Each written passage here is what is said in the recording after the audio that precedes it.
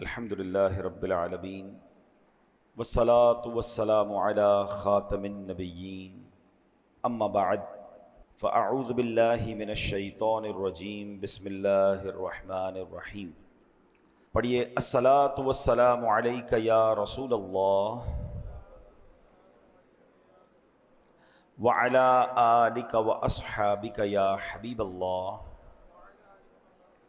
الصلاۃ والسلام علیک یا نبی اللہ وعلی آلک واصحابک یا نور اللہ۔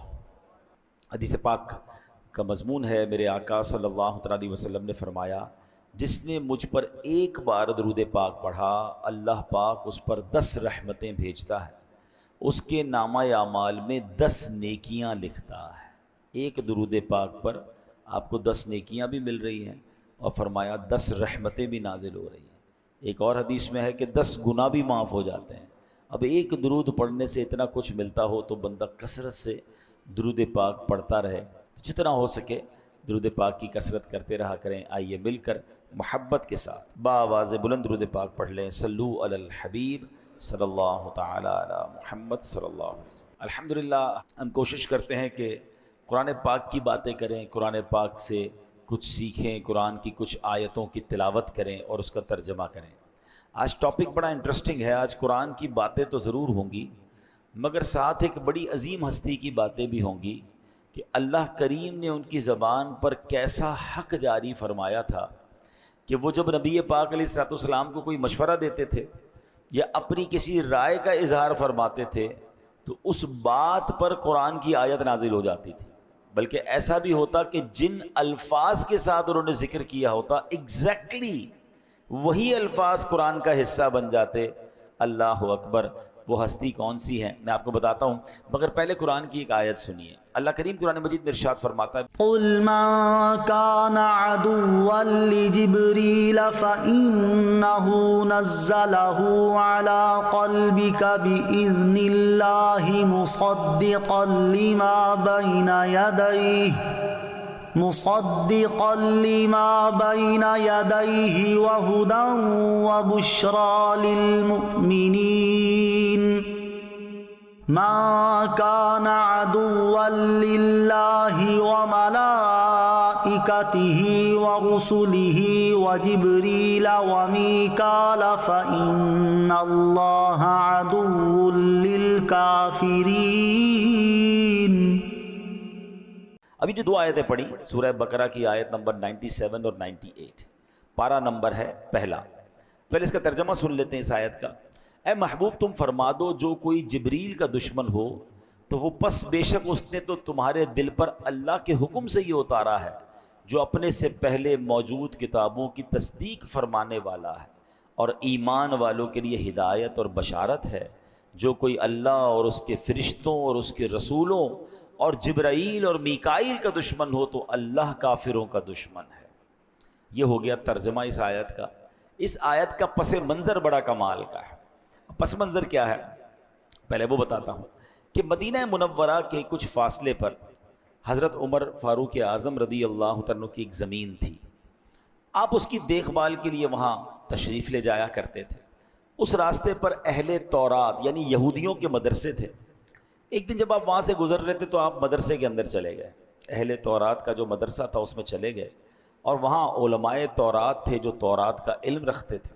حضرت عمر نے ان سے فرمایا کہ میں تمہیں اللہ رب العزت جس نے حضرت موسیٰ پر تورات اتاری ہے اس کی قسم دے کر تم سے پوچھتا ہوں، کیا تم تورات میں ہمارے آقا جناب محمد الرسول اللہ صلی اللہ علیہ وسلم کا ذکر پاتے ہو؟ اس میں ذکر ہے ان کا؟ تو علماء تورات نے کہا ہاں، محمد صلی اللہ علیہ وسلم کا ذکر تو موجود ہے۔ تو فرمایا خدا کی قسم پھر تم تو ہلاک ہو گئے، تم جانتے ہو کہ وہ سچے رسول ہیں پھر بھی ایمان نہیں لاتے، تمہاری کتابوں میں ان کا ذکر ہے۔ تو اب یہودیوں نے کیا کہا کہ اے عمر ہم ہلاک نہیں ہوں گے۔ حضرت عمر نے کہا تم ہلاک ہو جاؤ گے کہ تمہیں معلوم ہے کہ تورات میں نبی پاک کا ذکر ہے پھر بھی تم نہیں مانتے انہیں۔ تو کہا اے عمر ہلاک ہم نہیں ہوں گے کیونکہ ہمارا مسئلہ جو ہے نا وہ جبرائیل سے ہے جو ان پر وحی لاتے ہیں۔ جبرائیل ہمارے دشمن ہیں، یہودی کہتے ہیں جبرائیل ہمارے دشمن ہیں۔ ولا حول ولا قوت الا باللہ۔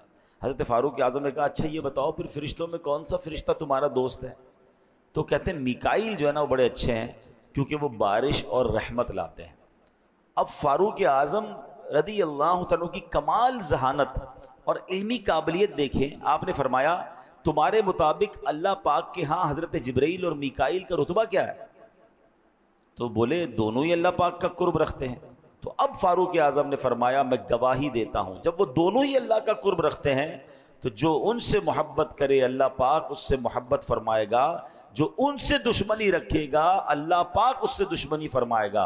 اور ایک روایت میں ہے کہ آپ نے یہ الفاظ فرمائے من کان عدوا للہ وملائکتہ ورسلہ وجبریل ومیکال فإن اللہ عدو للکافرین، یعنی جو اللہ پاک اس کے فرشتوں اس کے رسولوں اور جبرائیل اور میکائیل کا دشمن ہے، بے شک اللہ پاک سب کافروں کا دشمن ہے۔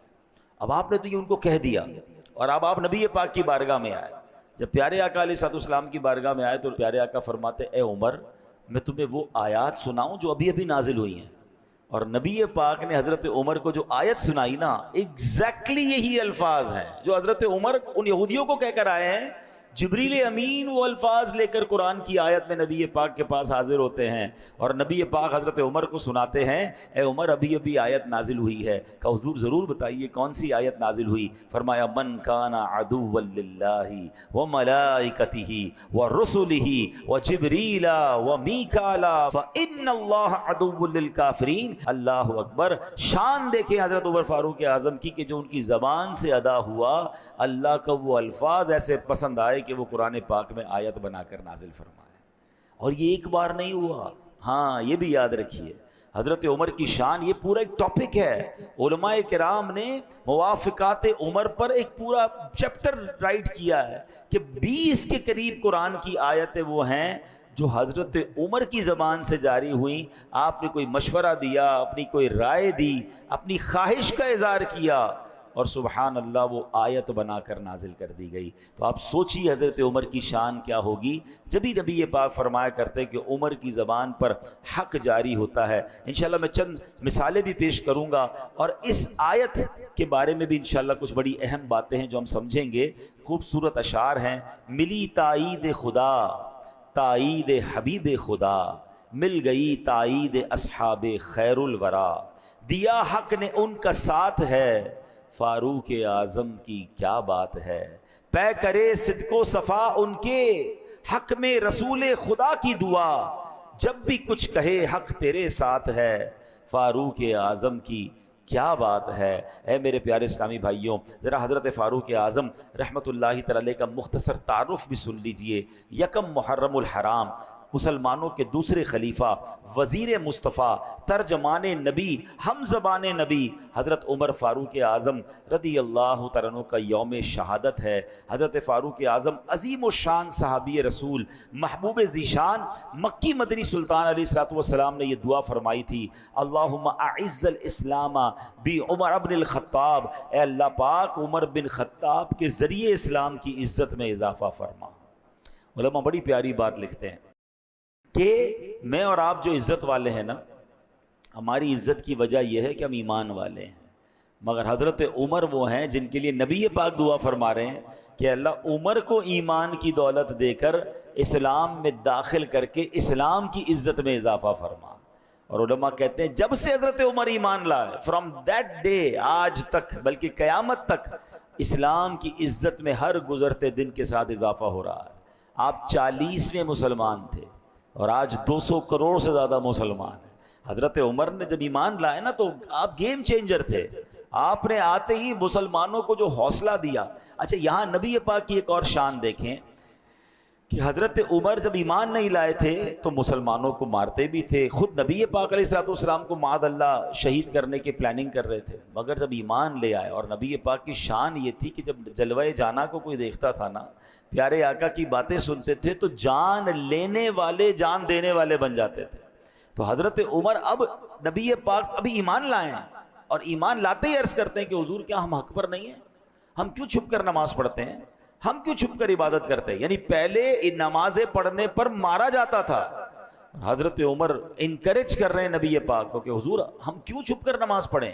اور صرف 40 مسلمان ہیں، لیکن سبحان اللہ حضرت عمر کا وہ دبدبا، وہ روب، وہ جرت، وہ بہادری کہ اب نبی پاک سے کہتے ہیں حضور ہم علی اعلان نماز پڑھیں گے. اور پھر سبحان اللہ وہ دار ارقم جس میں 40 کے قریب صحابہ ہیں، تو صفا کی پہاڑی کے قریب وہ مکان تھا دار ارقم جہاں یہ مسلمان چھپ کر عبادت کرتے تھے. اب تو خیر وہاں پر صفا مروہ کی سفر کرنے کی جگہ بنا دی گئی ہے، لیکن آپ امیجن کریں کہ یہاں گھر ہے اور سامنے کعبہ ہے اور کعبے پر جانے نہیں دے رہے.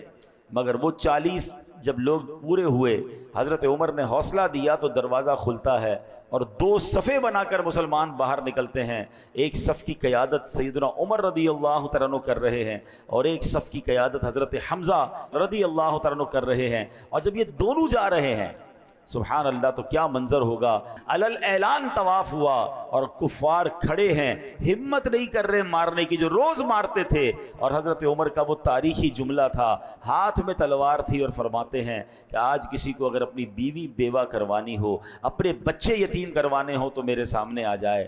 کوئی سامنے نہ آیا اور فرام دیٹ ڈے مسلمانوں نے عزت کے ساتھ اور شان و شوکت کے ساتھ اور حوصلے کے ساتھ عبادت کرنا شروع کی. تو یہ حضرت عمر تھے جنہوں نے جناب ایمان قبول کرتے ہی مسلمانوں کا گویا لائف اسٹائل ہی چینج کر دیا. سبحان اللہ. حضرت عمر رضی اللہ تعالیٰ عنہ کو اسی لیے کیونکہ نبی پاک نے دعا کی تھی اور آپ نے اسلام قبول کیا تو آپ کو مراد رسول بھی کہا جاتا ہے. دنیا میں آپ کا نام عمر ہے اور آسمانوں میں آپ کو فاروق کے نام سے پہچانا جاتا ہے. آسمانی کتاب تورات شریف میں آپ کا نام یعنی حق بات کہنے والا ہے. انجیل شریف میں آپ کا نام کافی ہے اور جنت میں آپ کا نام اقدس سراج ہوگا.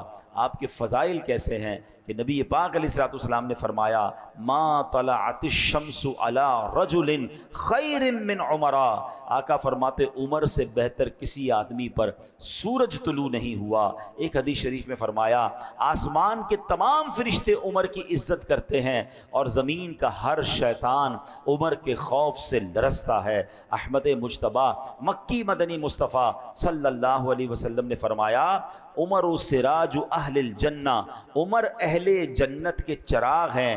مزید ارشاد ہوا ھذا رجل لا يحب الباطل، یعنی عمر وہ شخص ہے جو باطل کو پسند نہیں کرتا. حضرت عمر کی بڑی ایک پیاری دعا تھی، میں چاہتا ہوں ہم بھی یہ دعا کرتے ہیں. حضرت عمر دعا کرتے تھے اللہم ارزقنی شہادتا فی سبیلک واجعل موتی فی بلد رسولک صلی اللہ تعالی علیہ وسلم. آپ کی دعا کا مطلب کیا ہے؟ اے اللہ مجھے تیری راہ میں شہادت نصیب فرما اور تیرے نبی کے شہر مدینے میں موت عطا فرما.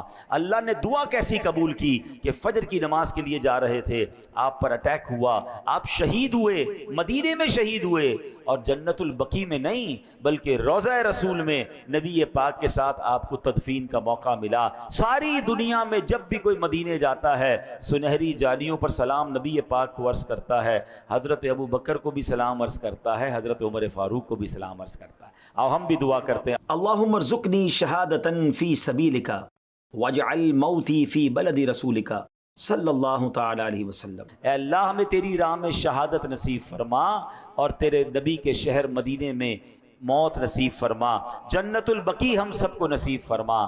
آمین آمین بجاہ النبی الامین صلی اللہ تعالی علیہ وسلم. سبحان اللہ. اب آتے ہیں میرے پیارے اسلامی بھائی جو آیت